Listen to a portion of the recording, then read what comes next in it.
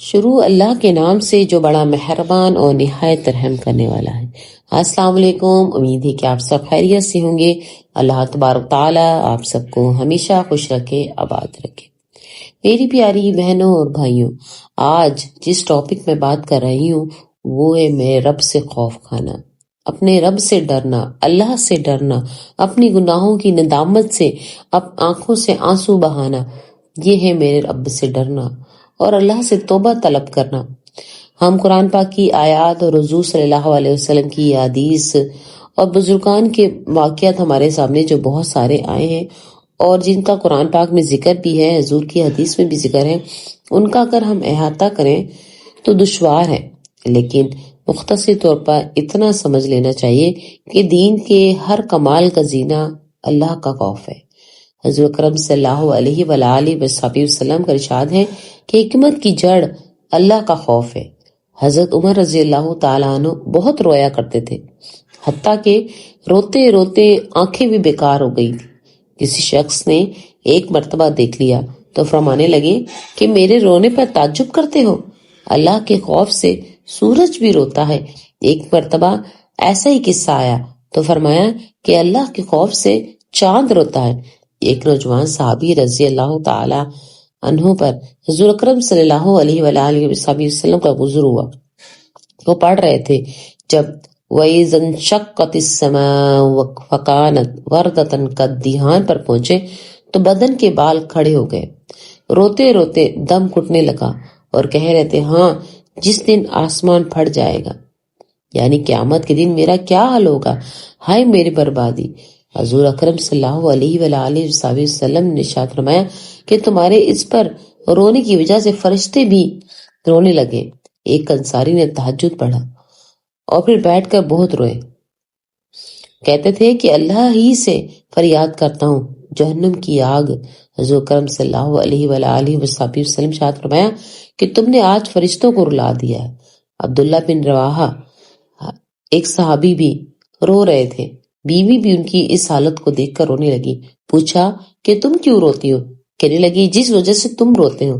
عبداللہ بن رواحہ رضی اللہ تعالیٰ عنہ نے کہا کہ میں اس وجہ سے رو ہوں کہ جہنم پر تو گزرنا ہی ہے، نہ معلوم نجات ہوگی یا نہیں، یا وہیں رہ جاؤں گا۔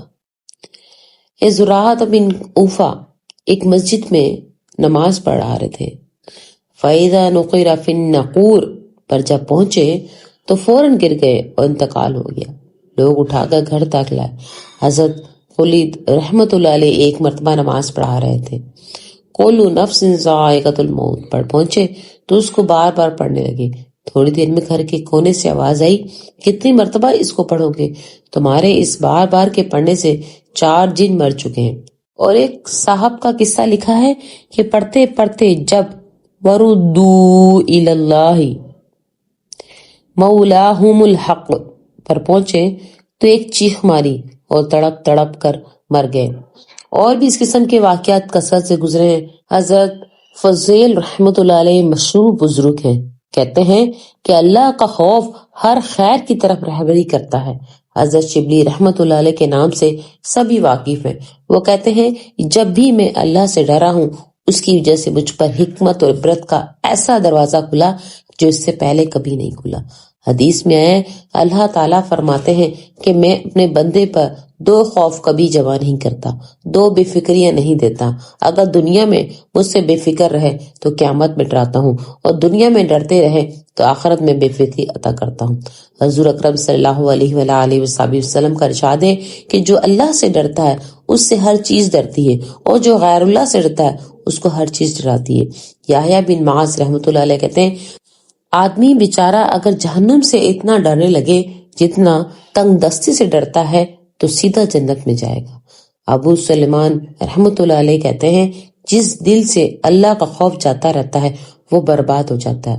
حضور اکرم صلی اللہ علیہ وآلہ وسلم کا ارشاد ہے جس آنکھ سے اللہ کی خوف کی وجہ سے ذرا سا آنسو خواہ مکھی کے سر کے برابر ہی کیوں نہ ہو نکل کر چہرے پر گرتا ہے، اللہ تعالیٰ اس چہروں کو آگ پر حرام فرما دیتا ہے۔ حضور اکرم صلی اللہ علیہ وآلہ وسلم کا ارشاد ہے کہ جب مسلمان کا دل اللہ کے خوف سے کانپتا ہے تو اس کے گناہ ایسے جھڑتے ہیں جیسے درختوں سے پتے جھڑتے ہیں۔ میرے نبی صلی اللہ علیہ وآلہ وسلم کا ایک اور ارشاد ہے کہ جو شخص اللہ کے خوف سے روئے اس کا آگ میں جانا ایسا ہی مشکل ہے جیسے دودھ کا تھنوں پر واپس جانا۔ حضرت عقبہ بن عامر رضی اللہ تعالی عنہ کا ایک صحابی ہے، انہوں نے حضور اکرم صلی اللہ علیہ وآلہ وسلم سے پوچھا کہ نجات کا راستہ کیا ہے؟ آپ صلی اللہ علیہ وآلہ وسلم فرمایا کہ اپنی زبان کو روکے رکھو، گھر میں بیٹھے رہو، اپنی خطاؤں پر روتے رہو۔ حضرت عائشہ نے ایک مرتبہ دریافت کیا کہ آپ صلی اللہ علیہ وآلہ وسلم کی امت پر کوئی ایسا بھی ہے جو بے حساب کتاب جنت میں داخل ہوگا؟ حضور اکرم صلی اللہ علیہ وآلہ وسلم فرمایا ہاں، جو اپنے گناہوں کو یاد کر کے روتا رہے۔ پھر آقا صلی اللہ علیہ وآلہ وسلم کا ایک اور ارشاد ہے کہ اللہ کے نزدیک دو قطروں سے زیادہ کوئی قطرہ پسند ہے، ایک آنسو کا قطرہ جو اللہ کے خوف سے نکلا ہو، دوسرا خون کا قطرہ جو اللہ کے راستے میں گرا ہو۔ ایک اور ارشاد ہے کہ قیامت کے دن 7 آدمی ایسے ہوں گے جن کو اللہ تعالیٰ اپنے سائے پر عطا فرمائیں گے۔ ایک وہ شخص جو تنہائی میں اللہ کو یاد کرتا ہے اور اس کی وجہ سے اس کی آنکھ سے آنسو بہنے لگے۔ حضرت ابوبکر صدیق رضی اللہ تعالیٰ عنہ کا ارشاد ہے کہ جو رو سکتا ہے وہ روئے، جس کو رونا نہ آئے وہ رونے کی صورت ہی بنا لیا کرے۔ محمد بن منقطر رحمۃ اللہ علیہ ارشاد فرماتے ہیں کہ جب روتے تھے تو آنسوؤں کو اپنے منہ اور دھاڑی سے پوंچھتے تھے اور کہتے تھے کہ مجھے یہ روایت پہنچی ہے کہ جہنم کی آگ اس جگہ کو نہیں چھوتی جہاں آنسو پہنچے ہو۔ زید بن میسرہ رحمۃ اللہ علیہ کہتے ہیں کہ رونا 7 جگہ وجہ سے ہوتا ہے: خوشی سے، جنون سے، درد سے، گھبراہٹ سے، دکھاوے سے، نشے سے اور اللہ کے خوف سے۔ یہی ہے وہ رونا کہ اس کا ایک آنسو بھی اگر آگ کے سمندر کو بجھا دیتا ہے۔ کعب بن احبار کہتے ہیں اس ذات کی قسم کی جس کی قبضے میں میری جان ہے، اگر میں اللہ کے خوف سے روں اور آنسو میری رخسار پر بہنے لگے، یہ مجھے اس سے زیادہ پسند ہے کہ پہاڑ کے برابر سونا صدقہ کروں۔ اس کے علاوہ اور بھی ہزاروں ارشادات ہیں جس سے معلوم ہوتا ہے کہ اللہ کی یاد میں اور اپنے گناہوں کی فکر میں رونا کیمیا ہے، بہت ہی ضروری اور مفید ہے، اور اپنے گناہوں پر نظر رکھ کر یہی حالت ہونا چاہیے۔ اس کے لیے ضروری ہے کہ اللہ کے فضل اور رحمت کی امیدیں بھی کمی نہ ہو، اس کی امید میں کبھی بھی کمی نہ ہو۔ یقیناً اللہ کی نعمت ہر شے کو وسیع ہے۔ حضرت عمر رضی اللہ تعالیٰ عنہ کو ارشاد ہے کہ اگر قیامت میں یہ اعلان ہو کہ ایک شخص کے سوا سب کو جہنم میں داخل کر دو تو مجھے اللہ کی رحمت سے یہ امید ہے کہ وہ شخص میں ہی ہوں۔ اگر یہ اعلان ہو کہ ایک شخص کے سوا سب کو جنت میں داخل کر دو تو مجھے اپنے اعمال سے یہ خوف ہے کہ وہ شخص میں ہی نہ ہوں۔ اس لیے دونوں چیزوں کا علیحدہ علیحدہ سمجھنا اور رکھنا چاہیے۔ بالخصوص موت کے وقت میں امید کا معاملہ زیادہ ہونا چاہیے۔